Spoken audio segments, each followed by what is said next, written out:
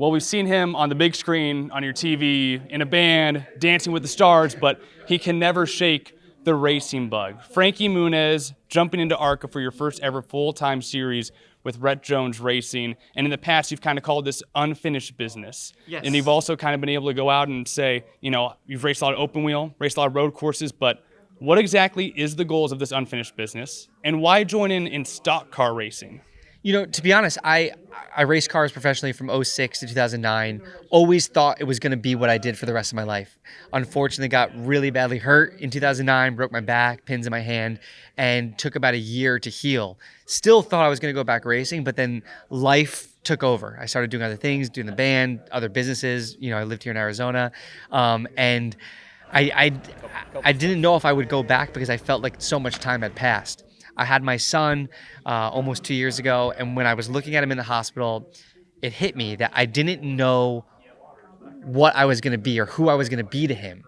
And I felt like I had unfinished business in the racing world, and I was fortunate enough to be in the position where I could kind of say, hey, this is where I want to focus my time and my effort and try to make it to the highest level and have him grow up watching me trying to achieve a dream, and that's what I'm doing right now. One race down at the legendary Daytona International Speedway, you topped the practice board, bring it home in 11th. For you personally, what would define a successful season here with Rhett Jones Racing? You know, obviously I'm ultra competitive, right? I don't know that there's a race car driver who says they're happy not winning the race, right? I want to win races, but at the same time, jumping into stock cars for the first time, you know, my racing experience in the past was all open wheel stuff, so I've got a lot to learn. I'm really kind of throwing myself off the deep end, but I've got to learn quickly. You know what I mean? Like tomorrow we get 30 minutes of practice and that's it. I got to get up to speed here and be able to, you know, tell the team what the car is doing so we can make some changes and be ready for the race. But a successful year, as kind of cliche as it sounds or lame as it sounds, I want to get out of the car every race and look back and go, I gave it my all. If that was a win, amazing. If that was a 20th place finish, as long as I feel like I tried my best and I prepared as best as I could, that's all I can really, you know, take from it. And in that same sense, you know, I've learned over the years that you've got to take advantage of opportunity.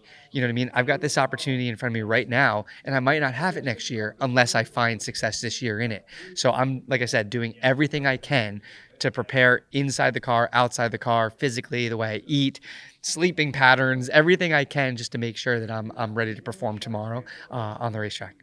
And you are a big GCU fan. Yes. You're a big Coyotes fan. You've been in the Valley since 2008. I'm going to call this your home track here at Phoenix Raceway. What exactly does it mean to you to be able to come to this racetrack, your home track, and to race on a NASCAR weekend? I love being an Arizona resident, being a Phoenix resident. Like you said, I go to the GCU games. I have season tickets for the Coyotes. I root for all the local sports teams.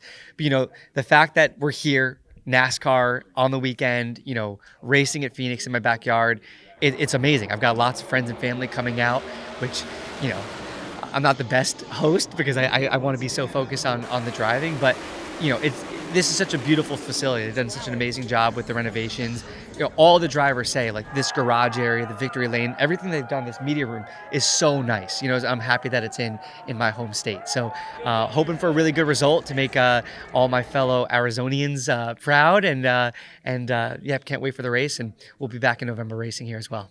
So before I let you go, we know you as Cody Banks. We know you as Malcolm in the Middle. I don't know how many times I've heard that reference so far. I kind of know you best from Big Fat Liar. That was kind of what I enjoyed watching growing up. But so many Malcolm in the Middle references. Yeah. Can you think of maybe an underrated reference or project that you've done that's not getting the attention that it deserves? Like Malcolm in the Middle's kind of getting like 3 wide in the middle. What is there kind of a reference that you think is kind of just under the radar? Well, I was in a movie called Racing Stripes, and we can say that I'm getting my racing stripes this weekend, first time here in Phoenix. You know, I'm Agent Cody on the high banks. You know, we can say that one. You know, I'm not going to be a big fat liar. I'm gonna try hard, and I'm not lying about my effort. That's for sure.